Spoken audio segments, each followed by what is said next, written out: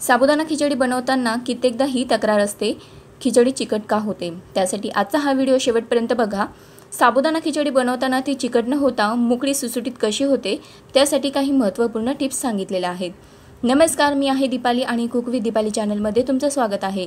आजची आपली रेसिपी आहे खूपच साधी सोपी, मोकळी सुसुटीत, लहानांपासून मोठ्यापर्यंत सर्वांना आवडणारी उपवासाची साबुदाणा खिचडी। चला तर मग रेसिपी बनवायला सुरुवात करूया। मी इथे 1 वाटी साबुदाणा घेतला आहे। आता यामध्ये पाणी टाकून साबुदाणा 2 ते 3 वेळा स्वच्छ धुवून घ्यायचा आहे। त्यामुळे साबुदाण्यातील धूळ किंवा पावडर पाण्याद्वारे काढून टाकता येईल। अशा प्रकारे साबुदाण्यातील धुळीचे पाणी काढल्यानंतर तो भिजवण्यासाठी वरून थोडंसं पाणी टाकूया। संपूर्ण साबुदाणा पाण्यात पूर्णपणे बुडला गेला पाहिजे इतकेच पाणी बाउलमध्ये टाकूया।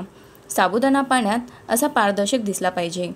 जास्त पाण्यामुळे साबुदाणा जास्त भिजला जातो आणि साबुदाणा परतवताना तो चमच्याला किंवा कढईला चिटकतो।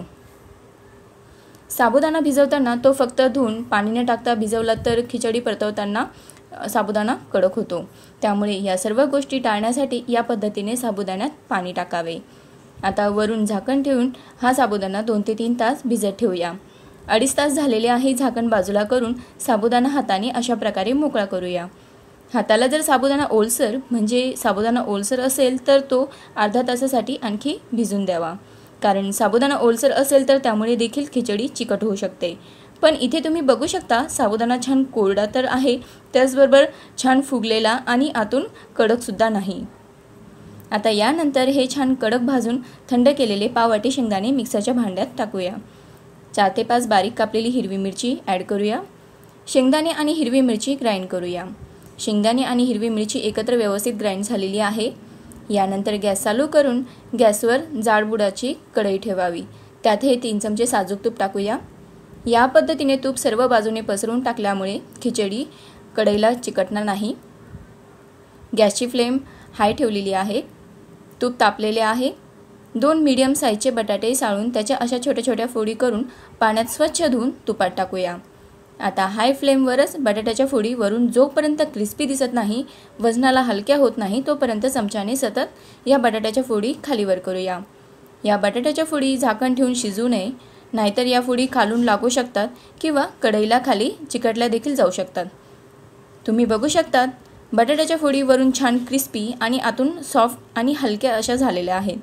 आता यामध्ये भाजलेल्या शेंगदाण्याचा आणि हिरवी मिरचीचा कूट ॲड करूया। आता यानंतर गॅसची फ्लेम हाय टू मीडियम अशी ठेवूया। बटाटे जर उकडलेले असतील तर त्यासाठी देखील सेम मेथड यूज करावी। शेंगदाण्याच्या कुटामुळे बटाटे त्यामध्ये छान कोट होतात, त्यामुळे साबुदाणा टाकल्यानंतर तो कढईला पण चिकटत नाही किंवा तो स्वतः देखील चिकट होत नाही। बारीक केलेले शेंगदाणे आणि हिरवी मिरची तुपात अशा प्रकारे फ्राय केल्यामुळे खिचडी खूपच चविष्ट बनते। फक्त हा कूट खाली लागू देऊ नये, नाहीतर हीच टेस्ट करपट होऊ शकते। बारीक केलेले शेंगदाणे हिरवी मिरची बटाट्यामध्ये छान मिक्स केल्यानंतर वरून हा 2 ते 3 तास भिजवलेला आणि हाताने मोकळा सुसुटीत करून घेतलेला साबुदाणा कढईमध्ये ॲड करूया।